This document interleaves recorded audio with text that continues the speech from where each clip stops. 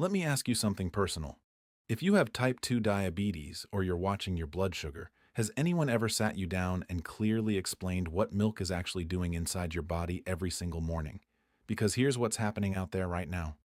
Half the internet is telling you to throw dairy out entirely. The other half is selling you some miracle milk that promises to fix your diabetes. And both of those camps are misleading you. The truth sits in the middle, and it's actually more useful than either extreme. The wrong milk can push your blood sugar higher than it needs to go. But the right milk, used the right way, can help your body handle glucose more smoothly. And one particular approach, backed by some of the strongest clinical research on this subject, can meaningfully change how your blood sugar behaves at every meal. Not a supplement, not a special brand. Milk. Used correctly. Stay with me today, because by the end of this video, you're going to know exactly which milks to reach for, which ones to leave on the shelf, and one specific strategy that researchers have actually tested in people with diabetes and prediabetes with genuinely impressive results. Channel exists for one reason: to take the real published research on health and longevity and translate it into something you can actually use in your daily life. No hype, no fear-mongering, just honest, clear, evidence-based guidance. And today's topic matters to a lot of you. Type 2 diabetes now affects hundreds of millions of people worldwide, and the number keeps climbing. But even if you haven't been diagnosed, if you're over 45 and you're thinking about your long-term health, blood sugar management is one of the most important levers you have. It affects your heart, your kidneys, your brain, your energy, and how well you age. Milk is something most of us consume almost every single day without giving it a second thought. In your coffee, on your cereal, in a smoothie, in your tea. But when you're managing blood sugar, every daily habit matters, and some of those habits are either quietly helping you or quietly working against you. So today, I want to walk you through 5 milk choices ranked from a solid, reliable starting point all the way up to the most powerful approach the research points to. We're going to go through the science in plain language, talk about what's actually happening in your body, and at each step, I'll give you something practical you can act on starting today. Before we dive in, do me a favor. Drop your age in the comments right now, because what your body does with milk at 50 is genuinely different from what it does at 70.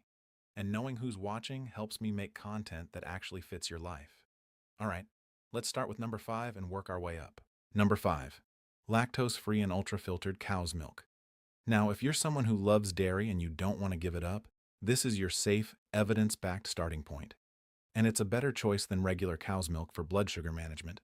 Let me explain why. Regular whole or semi-skimmed cow's milk contains around 12 grams of natural sugar per cup. That sugar is called lactose, and it's a carbohydrate. Carbohydrates are what your body breaks down into glucose, and glucose is what raises your blood sugar. So every cup of standard milk carries a meaningful carbohydrate load that your body has to deal with. Now, there are 2 different modifications that can change this picture. The first is lactose-free milk. In this version, the lactose isn't removed. What happens instead is that an enzyme is added that predigests the lactose for you. The sugar is still technically present, but it's easier on your digestive system, which matters more than most people realize as we get older. After about 60, many people find they become less efficient at digesting lactose, even if they weren't lactose intolerant when they were younger. So, this version is gentler on the gut without dramatically changing the nutritional profile. The second modification is ultrafiltration. This is the more significant one from a blood sugar standpoint. Ultra-filtered milks, the kind you'll often see marketed as high-protein or reduced-sugar dairy, physically filter out a portion of the lactose while concentrating the protein, so you end up with significantly more protein and meaningfully less sugar in the same sized glass. Why does that matter? Because protein is the hero of this story, and it's a theme that's going to run through this entire video. When protein is present in a meal or drink alongside carbohydrates, it slows down digestion. It physically slows how quickly the contents of your stomach empty into your small intestine, which in turn slows how quickly glucose enters your bloodstream. Instead of a sudden spike, you get a more gradual, manageable rise. That's what you want. The research on this is solid. A study published in the Journal of Dairy Science in 2018 by researchers at the University of Guelph and the University of Toronto found that drinking milk with a carbohydrate-based breakfast, specifically cereal, produced a lower blood sugar response compared to drinking water with the same cereal. And when the milk was a higher protein version, the blood sugar response was even more subdued.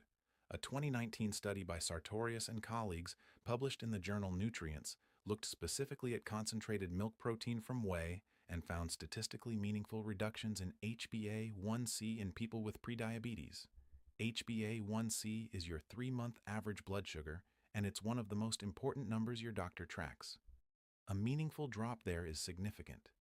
Let me put this in practical terms with a relatable example. Imagine someone, we'll call her Margaret, 64 years old, who loved her morning latte. Every morning, without fail. But she started noticing her blood sugar readings climbing after breakfast, and she wasn't sure why. She didn't want to give up her coffee ritual entirely, so she made one swap. She replaced her regular milk with an unsweetened, ultra-filtered version. The same volume, the same routine, just a different carton, same latte, same morning, but a noticeably gentler curve on her glucose meter in the hours that followed. That's the kind of win that's realistic here. It's not dramatic, it's not a cure, but it's a real, measurable difference in how her body was responding to her morning routine. And here's something worth understanding about why age matters so much in this context. After about 60, two things tend to happen simultaneously in the body. One is that your muscle mass naturally begins to decline unless you actively work against it. Doctors call this sarcopenia. The second is that your body's efficiency in handling carbohydrates gradually decreases. These two things together mean that older adults often have more to gain from choosing higher protein, lower sugar options because you're supporting your muscle while reducing the carbohydrate burden at the same time. So what do you do with this information starting today? Next time you're at the grocery store, pick up 1 carton of unsweetened lactose-free or high-protein ultra-filtered milk. Flip it over and look at the label. You want the sugar content to be low and the protein content to be high. Use it exactly where you already use milk, your coffee, your cereal, your cooking. You don't need to change your habits at all, just change the carton. And keep this in mind as we go through the rest of the list because there's a synergy tip I want you to remember. This type of milk pairs brilliantly with the approach we're going to talk about at number 1. When you combine the two, the benefit compounds. But first, there's an option that does something this one can't. It brings your gut into the fight. That's number 4. Number 4. Fermented dairy drinks, plain kefir and unsweetened drinkable yogurt. Now, this one works on a different level than what we just talked about. And once you understand the mechanism, it makes a lot of intuitive sense. Fermentation is a process where live bacteria consume the natural sugars in milk as part of their own life cycle. So by the time fermented milk reaches you, the bacteria have already eaten through a portion of that sugar. The result is a drink that tends to have a lower natural sugar content than fresh milk, combined with a population of living bacteria that you're about to swallow whole. Those bacteria are probiotics, and their role in your blood sugar health is more significant than most people appreciate. Here's what's happening. Your gut isn't just a tube that processes food and passes it through. It's an active biological environment with trillions of microorganisms that influence everything from your immune system to your mood to how efficiently your body manages glucose and inflammation. The makeup of that microbial community, your gut microbiome, matters enormously. Research has shown consistently that people with type 2 diabetes tend to have a less diverse gut microbiome compared to people without the condition, and a less diverse gut is associated with higher inflammation, worse insulin sensitivity, and poorer blood sugar regulation overall. So anything you do to support the health and diversity of your gut bacteria is potentially contributing to better metabolic health, and that includes blood sugar management. Fermented dairy is one of the most direct ways to introduce beneficial live bacteria into your gut on a regular, daily basis. Now, what does the research actually say?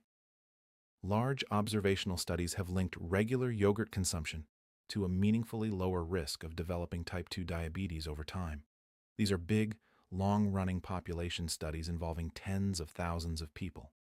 The association is consistent and has been replicated across different countries and different populations, which gives it credibility. A randomized controlled trial examining probiotic-enriched fermented soy milk in people already living with type 2 diabetes, published in the Journal of Renal Nutrition, found that over an 8-week period, participants showed improvements in markers related to both blood sugar control and systemic inflammation, compared to those who didn't receive the probiotic version. 8 weeks. That's a relatively short time frame for measurable change. It's important to be transparent here. The research on probiotics and blood sugar is still developing. Not every trial shows a dramatic effect, and the benefits can vary depending on which bacterial strains are involved and individual differences in the gut microbiome. But the direction of the evidence is consistent and encouraging, and fermented dairy is one of the most accessible, affordable ways to act on it. Let me give you a relatable example. Imagine someone we'll call Robert. He's 69, retired, and his morning blood sugar readings were running stubbornly high no matter what he tried. He wasn't a big breakfast person, and most mornings he'd grab a glass of orange juice, which felt healthy. Orange juice has a reputation for being healthy, but from a blood sugar perspective, it's essentially fast-moving sugar with nothing to slow it down. High sugar, almost no protein, no fiber, no fat. Just a rapid glucose delivery system. He made one swap. He replaced the orange juice with a small glass of plain, unsweetened kefir. That swap took him from something that reliably spiked his blood sugar to something that delivered protein, a little fat, live cultures, and a much smaller carbohydrate load. His digestion felt better almost immediately. And over several weeks, his morning readings started to stabilize. The age dimension here is genuinely important. The diversity of helpful bacteria in your gut tends to naturally decrease after about 65.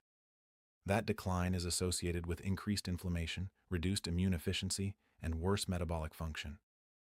Fermented dairy is one of the simplest ways to push back against that trend and actively replenish beneficial bacterial populations on a daily basis. What do you do with this today? The next time you're shopping, look for plain, unsweetened kefir or an unsweetened, drinkable natural yogurt. The ingredient list should be short. You want milk, bacterial cultures, and nothing else. No fruit, no syrup, no flavoring. The one word to look for above all others on that label is unsweetened, because the flavored sweetened versions of these products can contain more added sugar than a can of soda. They completely undo the benefit. Have a small glass with a meal. That's all. No complicated routine, no special preparation, just one consistent, low-cost habit. And here's the synergy. Fermented dairy and dietary fiber work together beautifully. Fiber is literally food for the bacteria you're introducing. So if you're eating oats in the morning and you add kefir alongside it, the fiber in the oats feeds the cultures from the kefir. They support each other. But if dairy doesn't sit well with you at all, and that's entirely common, especially as we age, the next option skips dairy completely while keeping the blood sugar load remarkably low. That's number 3. Number 3, unsweetened almond milk. I want to be very clear about what this option is and what it isn't, because there's a tendency to either overclaim the benefits of almond milk or dismiss it entirely. The truth is more nuanced and actually quite useful. The reason unsweetened almond milk is on this list is almost embarrassingly simple. It contains almost no carbohydrates. We're talking less than 1 gram of carbohydrate per 100 milliliters. Compare that to roughly 5 grams per 100 milliliters in semi-skimmed cow's milk. If carbohydrate is what raises blood sugar, and it is, then a milk alternative with virtually no carbohydrate has an almost negligible direct impact on your glucose levels. That's genuinely useful, particularly for people who have multiple cups of coffee or tea throughout the day, because if you're adding a splash of regular milk 3 or 4 times a day, that's a carbohydrate load that adds up quietly over the course of the morning. Switching to unsweetened almond milk in those drinks removes that accumulating sugar load without you having to change anything else about your routine. The research is consistent on this point. A 2023 systematic review published in the journal Nutrients, which looked specifically at plant-based milk substitutes and their effect on blood sugar response, concluded that low-carbohydrate options like unsweetened almond milk have minimal impact on glucose levels.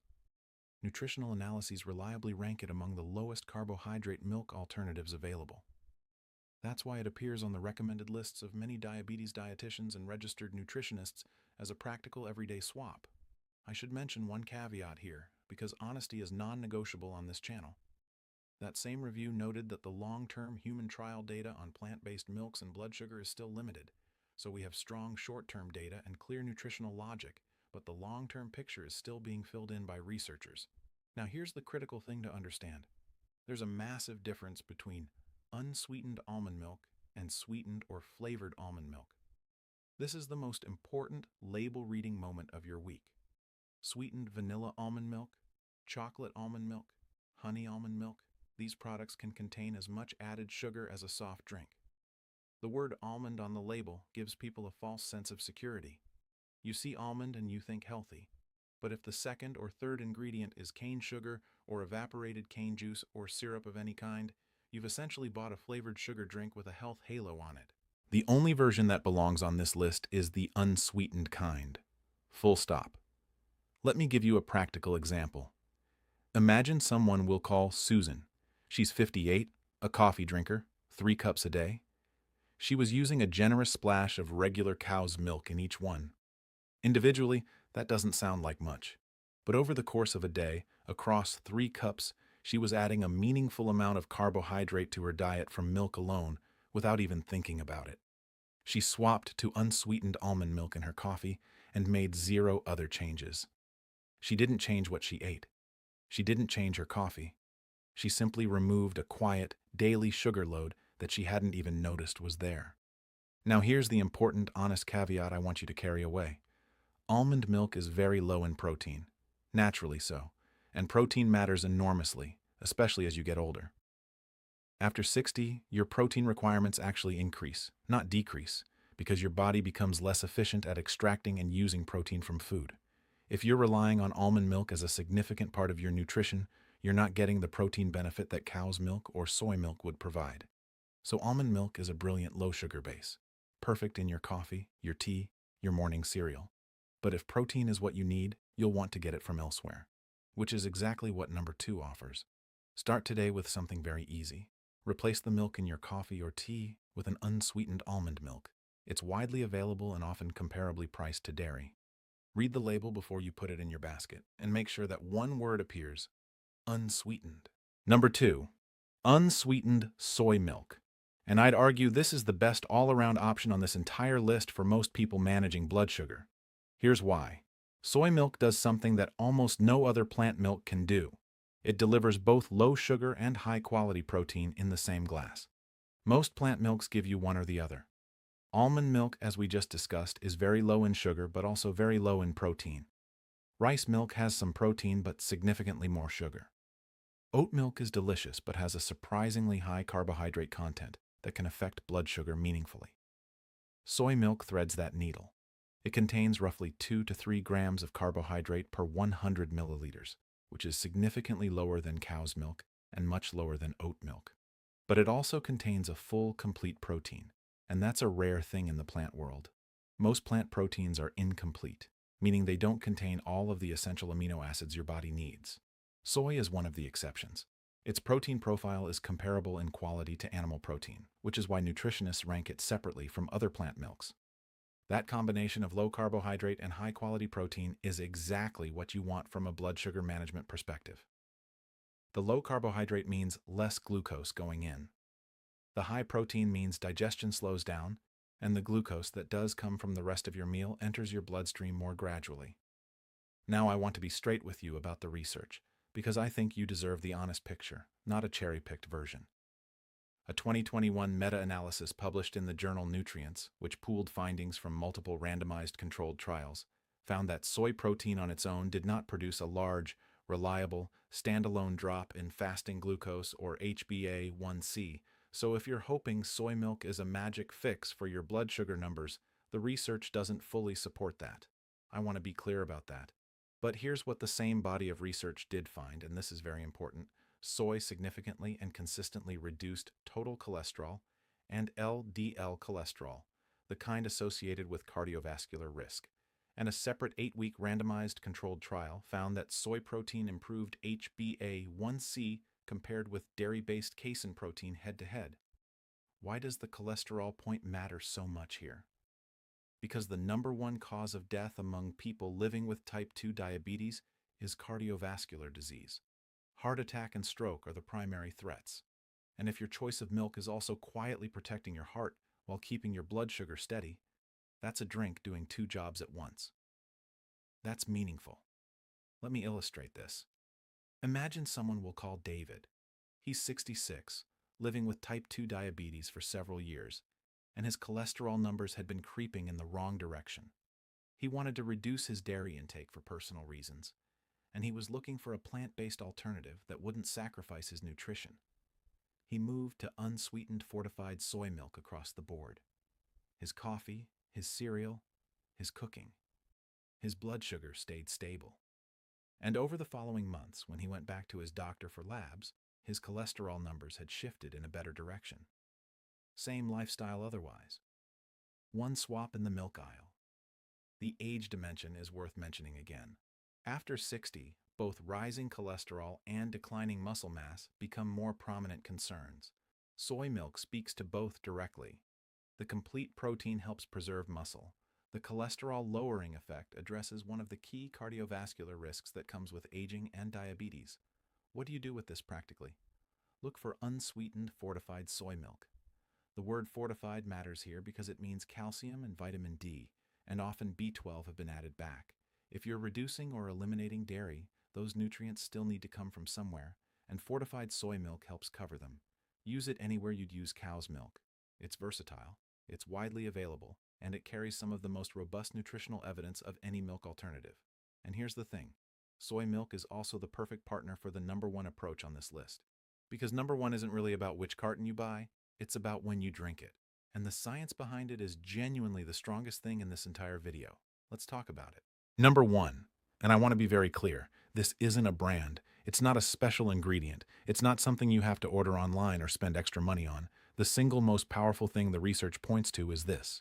Drink a small glass of unsweetened high-protein milk, either dairy or soy, just before or alongside the carbohydrate portion of your meal. Not during, before, or at least at the start. Researchers call this a protein preload, and once you understand what it does inside your body, you'll understand why it belongs at number one. Here's the mechanism, and it's elegant. When protein reaches your gut a little ahead of carbohydrates, it triggers a cascade of hormonal responses. Your gut releases signals that slow the rate at which your stomach empties its contents into your small intestine. At the same time, your body receives a prompt to release insulin sooner and more efficiently, priming your system for the carbohydrates that are about to follow. The result is that the glucose from your meal enters your bloodstream more gradually. Instead of a sudden flood that your insulin system has to scramble to manage, you get a slower, steadier trickle. The carbohydrates haven't changed, the portion size hasn't changed, you haven't removed anything. You've simply changed the sequence in which your body encounters protein and carbohydrates. And that change in sequence alters the biological response. Milk is particularly well suited to this because it's rich in whey protein, and whey is one of the most potent natural triggers for this gut hormone response. It's fast digesting, it reaches the gut quickly, and it activates those hormonal signals efficiently. Now let me show you what the clinical evidence actually looks like, because this is where the research gets most compelling. A randomized controlled trial published in the journal Nutrition in 2014 gave participants a small whey protein drink before a high-carbohydrate breakfast, just a modest serving, about 80 calories worth. The result was a reduction in peak blood sugar of approximately 2.1 millimoles per liter, with average glucose over the following 3 hours meaningfully lower as well. That's a significant effect from a single small addition to the morning routine. The 2018 study from the University of Guelph and the University of Toronto, which I mentioned earlier in our discussion of ultra-filtered milk, found the same pattern. Higher protein milk consumed at the start of breakfast produced lower post-meal glucose. And here's the detail that really caught my attention. The steadier blood sugar continued even into the period after the next meal. One smart glass of milk in the morning was still influencing how the body handled glucose at lunch. That's the kind of downstream effect that genuinely surprised researchers. Let me bring this to life with one more example.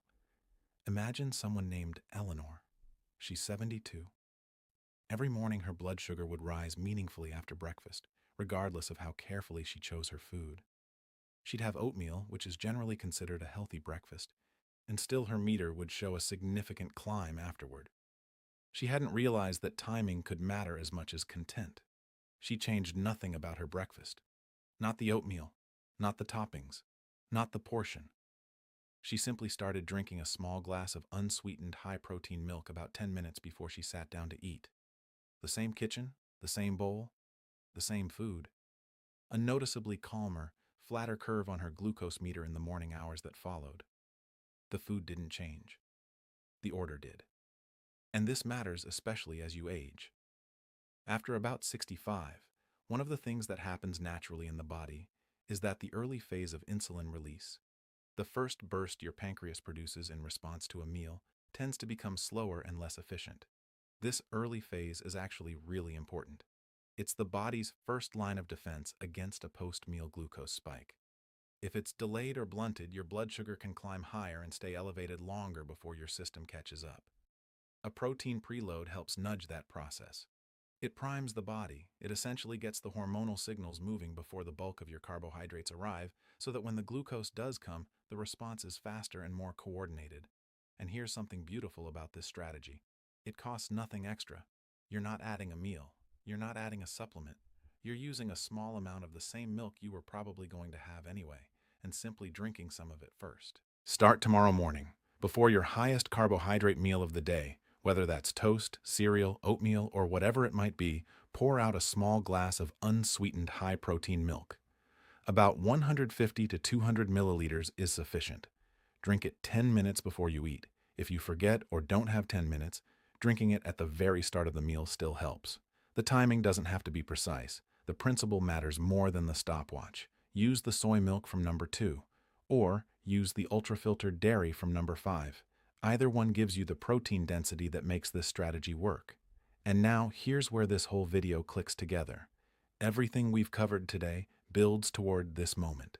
The high protein, lower sugar profile of option 5 gives you the right raw material for a preload. The gut support from fermented dairy in option 4 means your digestive system is better equipped to process and respond to every meal. The ultra-low sugar base of almond milk in option 3 means that when you do use milk in multiple daily drinks, you're not adding unnecessary carbohydrates. The cardiovascular protection from unsweetened soy in option 2 means the organ most at risk from diabetes is being quietly supported every day. And the protein preload strategy at number 1 pulls all of those benefits together and amplifies them. That's the synergy. That's the secret hiding in plain sight inside the milk aisle. So let's bring it all home. Number 5. Lactose-free and ultra-filtered cow's milk. More protein, less sugar. A dependable, familiar starting point that makes the most of what dairy naturally offers while reducing the carbohydrate load. Number 4. Plain unsweetened kefir and drinkable yogurt. Lower sugar content combined with living bacterial cultures that work with your gut to improve how your body handles glucose and inflammation day after day. Number 3. Unsweetened almond milk. The lowest carbohydrate option on the list. Brilliant for your coffee, your tea, and your cereal, when blood sugar impact needs to be minimal. Just always read that label first. Number 2. Unsweetened fortified soy milk. The best all-rounder. Complete plant protein, low in sugar, and meaningfully protective of the cardiovascular system, which is the organ diabetes endangers most. And number 1. The protein preload. Using a small glass of unsweetened high-protein milk 10 minutes before your highest carbohydrate meal. The approach with the strongest clinical evidence. A free lever over your own blood sugar hiding in plain sight. None of these choices reverses or cures diabetes. I want to be very clear about that, because anyone promising you otherwise is not serving your best interests. But choices compound over time. One small, honest, consistent decision made repeatedly is how health actually improves. It's not the single dramatic fix. It's the quiet daily habit that keeps pointing in the right direction. And here is what I most want you to take away from today. It is never too late to begin. Whether you are 52 or 78, whether you've been managing diabetes for years or you've just started paying closer attention to your numbers, your body responds to better choices. Every steady morning counts. Every quieter post-meal curve counts. Tell me in the comments, which one of these are you going to start with first? And what's the single biggest challenge you face in keeping your blood sugar steady day to day? I read every comment, and your honesty genuinely helps the next person who is watching. If today's video cut through the noise and gave you something real and usable, please give it a like. It helps more people find this content. Subscribe if you haven't already so the research keeps reaching you.